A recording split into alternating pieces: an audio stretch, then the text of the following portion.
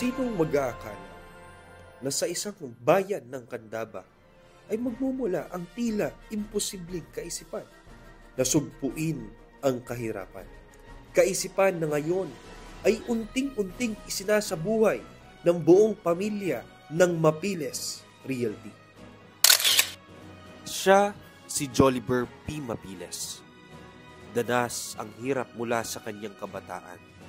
At dala nitong karanasan ay inalay niya ang kanyang buhay sa advokasiyang ipagkait sa iba ang parehong karanasan ng kanyang kamusmusan. Hindi rin naging madali ang simula sa real estate. Gaya ng inaasahan, gaya ng dapat.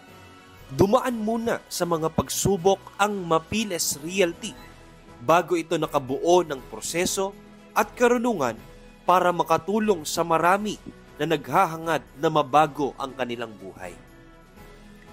Nagsimula sa puso ng Pampanga para magbigay ng oportunidad sa mga Kapampangan.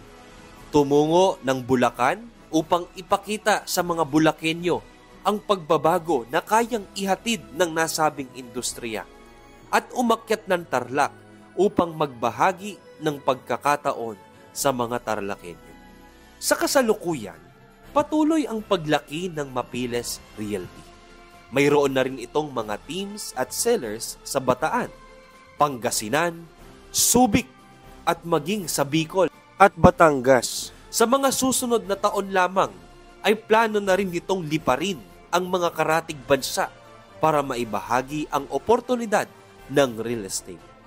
Patuloy rin ang advokasya nitong marating ang mas marami pang bilang ng tao at maipaalam sa lahat na sa tulong ng real estate, posibleng sugpuin ang kahirapan.